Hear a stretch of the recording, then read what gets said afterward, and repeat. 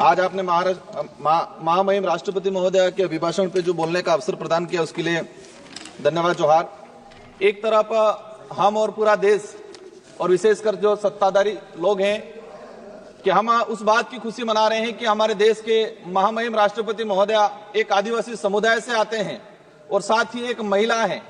लेकिन वर्तमान में देखा गया है पूरे देश के अंदर अगर सबसे ज्यादा अगर कोई पीड़ित है, किसी पे अत्याचार हो रहा है तो वो आदिवासी समुदाय है और महिलाएं हैं। आज मणिपुर का उदाहरण देख लें। हम ये कह रहे हैं कि हमारे देश की महामहिम, हमें भी खुशी है, लेकिन एक तरफ तकलीफ है इस बात की कि देश के अंदर आदिवासी समुदाय के साथ सबसे ज्यादा अत्याचार हो रहा है और महिलाओं के साथ सबसे ज्यादा अत्याचार हो रहा है। इसका ताजा उदाहरण मणिपुर का देख लो, राजस्थान, मध्य प्रदेश, छत्तीसगढ़ के अंदर देख लो। विकास के नाम से आदिवासियों को विस्थापित किया जा रहा है। एक दौर था आजादी के बाद इस देश की आम जनता ने, गरीब ने, आदिवासी ने ये सांस ली थी कि हम अच्छे दिन आएंगे, उज्जवल भविष्य होगा।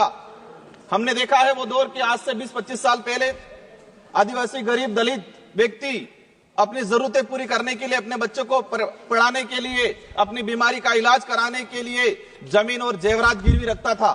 लेकिन आज देखा गया है, आज से 20 साल पहले जमीन और जेवरात गिरवी रखता था और आज इतना मजबूर हो गया है कि कई इलाके के अंदर यह देखा गया है कि आदिवासी समुदाय अपने बहन बेटियां या अपने छोटे बच्चे को गिरवी रख रहा है।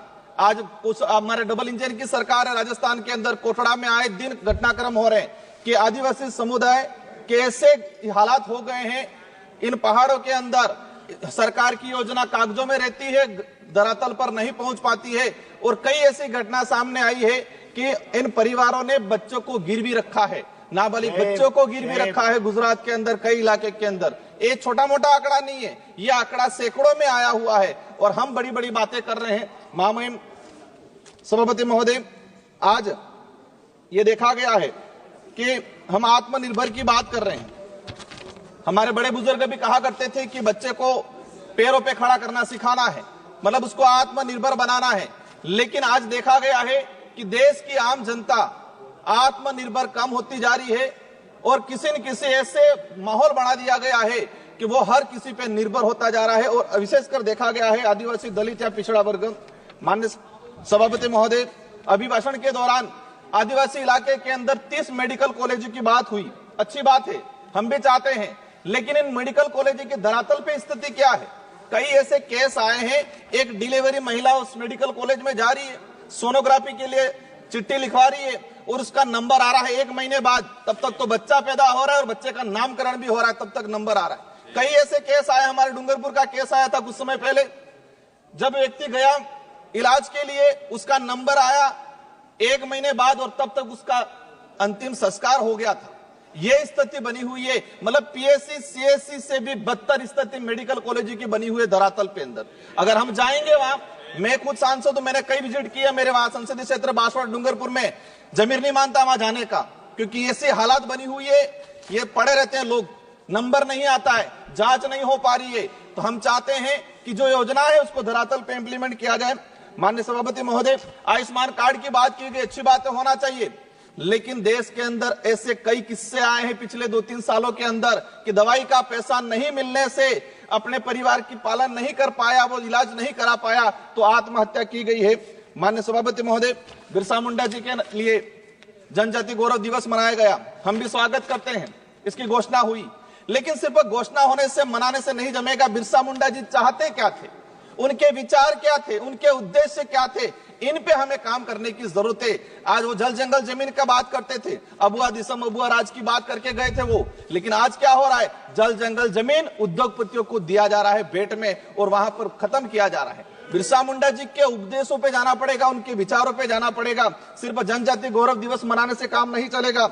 माननीय सभापति महोदय, हमने देखा गया है, एक बात सामने आई अभी जनगणना को लेके, एक बात ये समझ में नहीं आ रही, और ये मैं नहीं बोल रहा हूं कि आम जनता बोल रही है, देश की जो विवेकशील है, क्या बोल रही है कि सरकार व मीडिया के पास कुंभ में कितने लोगों ने डुबकी लगाई उसका आंकड़ा है, लेकिन मरे कितने उसका आंकड़ा नहीं है। मतलब डुबकी लगाई 30 से 35 करोड़ लोगों ने, 30 से 35 करोड़ लोगों ने, वो आंकड़ा है, लेकिन मरे कितने लोग हैं, घायल कितने हैं, किस राज्य से कितने लोग हैं, ये आंकड़ा अभी तक सामने नहीं आ पाया है। माननीय सभापति महोदय, जल जीवन मिशन की बात हुई।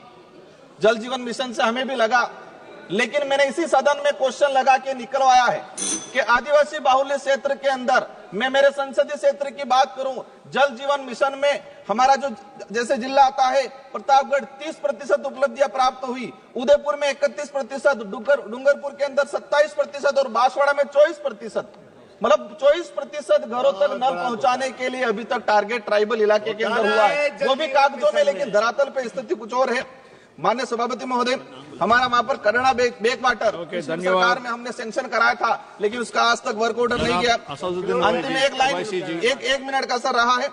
आज देखा गया है ये देश तब महत्वपूर्ण या तब मजबूत रहेगा जब इस देश के अंदर रहने वाला प्रत्येक धर्म, प्रत्येक जाति के अंदर भाईचारा रहेगा। राजस्थान के अंदर धर्मांतरण को लेके एक विधेयक आया, हम चाहते हैं शांति से रहना चाहते हैं, हम नहीं चाहते कि आदिवासी को आदिवासी से लड़ाया जाए। नहीं बोलना चाहते ओवैसी जी प्लीज, ओवैसी जी प्लीज। नहीं सर, नहीं ओवैसी जी प्लीज।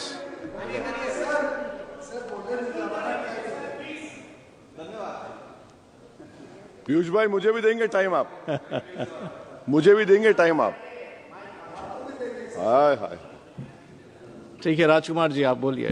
जी माइक तो ऑन करें। चलिए सरकार की बात। सर हकीकत ये है, मैंने ये ऑथेंटिक आंकड़े के साथ बोल रहा हूं कि जिस स्कूल के अंदर आज से 10 साल पहले सरकारी स्कूल में 200 बच्चे पढ़ रहे थे, उसी स्कूल में आज 50 बच्चे पढ़ रहे हैं। ट्राइबल इलाके के अंदर 3-3 क्लास के बच्चे एक रूम में बैठ रहे हैं, किस क्वालिटी का एजुकेशन जा पाएगा? मैं आपके माध्यम से सरकार से यही अनुरोध करना चाहूंगा, हमें कुछ नहीं मिले चलेगा, गरीब आदिवासी दलित को अच्छा एजुकेशन, अच्छा हेल्थ मिलना चाहिए, वो अपने आप सारी चीजें कर लेगा। इन्हीं शब्दों के साथ धन्यवाद, आभार और विशेषकर मंत्री जी का।